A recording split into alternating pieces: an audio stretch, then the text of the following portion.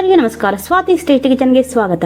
ಇವತ್ತು ನಾನೊಂದು ಆರೋಗ್ಯಕರ ಮತ್ತು ರುಚಿಕರವಾಗಿರುವ ಬೀನ್ಸ್ ಸಾಂಬಾರ್ ಮಾಡ್ತಾ ಇರೋದು. ಬೀನ್ಸ್ ಸಾಂಬಾರ್ ಯಾವ ಥರ ಈಸಿಯಾಗಿ ಹೆಲ್ದಿಯಾಗಿ ಮಾಡ್ಕೋದು ಅಂತ ಹೇಳ್ತೀನಿ. ಮತ್ತು ನಾನಿಲ್ಲಿ ಯಾವುದೇ ಬೇಳೆ ಯೂಸ್ ಮಾಡದೆ ಮಾಡ್ತಾ ಇರೋದು. ತಿಕ್ಕಾಗಿರುತ್ತೆ, ಟೇಸ್ಟು ಚೆನ್ನಾಗಿರುತ್ತೆ, ತುಂಬ ರುಚಿಯಾಗಿರುತ್ತೆ ಮತ್ತು ದೋಸೆ ಜೊತೆ, ಚಪಾತಿ ಜೊತೆ, ರೈಸ್ ಜೊತೆ ಎಲ್ಲದ್ರ ಜೊತೆನೂ ಸೆಟ್ ಆಗುತ್ತೆ ಮತ್ತು ರೋಟಿ ಜೊತೆನೂ ಸೆಟ್ ಆಗುತ್ತೆ. ತುಂಬ ಚೆನ್ನಾಗಿರುತ್ತೆ. ಯಾವ ಥರ ಈಸಿಯಾಗಿ ಮಾಡೋದು ಅಂತ ಹೇಳ್ತೀನಿ. ಅದಕ್ಕಿಂತ ಮುಂಚೆ ನನ್ನ ಚಾನಲ್ ಯಾರಾದರೂ ಸಬ್ಸ್ಕ್ರೈಬ್ ಮಾಡಿದೆ ನೋಡ್ತಾ ಇದ್ದೀರಾ, ಪ್ಲೀಸ್ ಸಬ್ಸ್ಕ್ರೈಬ್ ಮಾಡ್ಕೊಳ್ಳಿ ಮತ್ತು ಪಕ್ಕದಲ್ಲಿರೋ ಬೆಲ್ ಬಟನ್ ಪ್ರೆಸ್ ಮಾಡಿ. ಆದಷ್ಟು ನಿಮ್ಮ ಫ್ರೆಂಡ್ಸ್ ಆ್ಯಂಡ್ ಫ್ಯಾಮಿಲಿ ಮೆಂಬರ್ಸ್ಗೆ ಶೇರ್ ಮಾಡಿ. ಬನ್ನಿ ಇದಕ್ಕೆ ಏನೇನು ಇಂಗ್ರೀಡಿಯೆಂಟ್ಸ್ ಬೇಕು ಅಂತ ಹೇಳ್ತೀನಿ.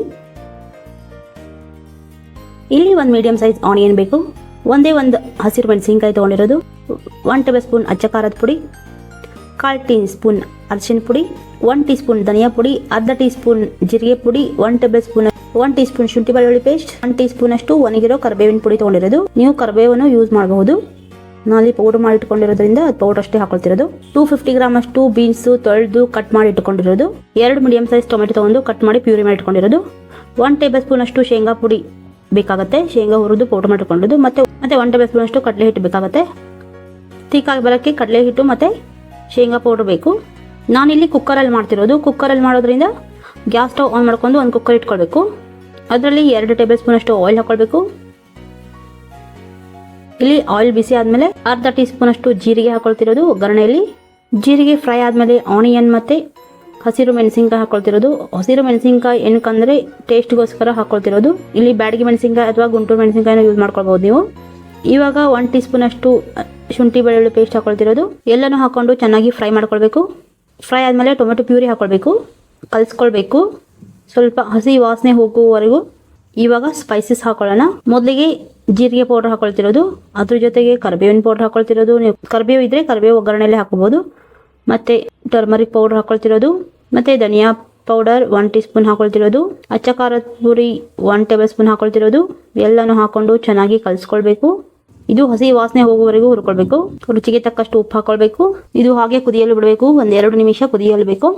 ಮಧ್ಯೆ ಮಧ್ಯೆ ಹಾಗೆ ಕೈ ಆಡಿಸ್ತಿರ್ಬೇಕು. ಇವಾಗ ಬೀನ್ಸ್ ಹಾಕೊಳ್ಬೇಕು.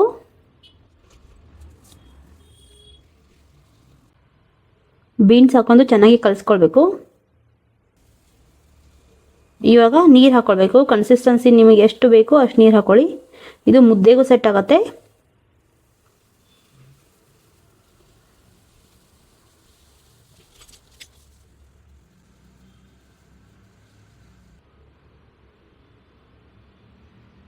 ನೀರು ಎಷ್ಟು ಬೇಕೋ ಅಷ್ಟು ಇವಾಗಲೇ ನೀರು ಹಾಕೊಳ್ಳಿ. ನಾನಿಲ್ಲಿ ದೋಸೆಗೆ ಮಾಡ್ತಾ ಇರೋದು. ಇವಾಗ ಕಡಲೆಬೇಳೆ ಹಿಟ್ಟು ಮತ್ತು ಶೇಂಗಾ ಪೌಡ್ರ್ ತೊಗೊಂಡು ಅದರಲ್ಲಿ ಹಾಕ್ಕೊಳ್ಬೇಕು. ಹಾಕ್ಕೊಂಡು ಚೆನ್ನಾಗಿ ಕಲಿಸ್ಕೊಳ್ಬೇಕು. ನಿಮ್ಗೆ ಯಾವುದು ರೈಸ್ ಜೊತೆ ಬೇಕಾದರೆ ಜಾಸ್ತಿ ಸ್ವಲ್ಪ ಥಿನ್ನಾಗಬೇಕಾಗಿದ್ರೆ, ಥಿಕ್ಕಾಗಬೇಕಾಗಿದ್ರೆ ಯಾವ ಥರ ಬೇಕು ನೋಡಿ ಕನ್ಸಿಸ್ಟೆನ್ಸಿ ನೋಡ್ಕೊಂಡು ನೀವು ನೀರು ಹಾಕ್ಕೊಳ್ಳಿ. ಆಮೇಲೆ ಲಿಡ್ ಕ್ಲೋಸ್ ಮಾಡಿ 2 ವಿಸಿಲ್ ಕೂಗಿಸ್ಬೇಕು.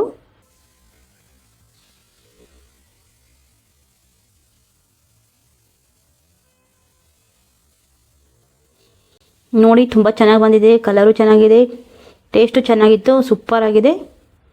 ಮಾಡ್ಕೊಳ್ಳಿ. ಇವಾಗ ಗಾರ್ನಿಷಿಂಗ್ಗೆ ಕೊರಿಯಂಡರ್ ಹಾಕೊಳ್ತಿರೋದು.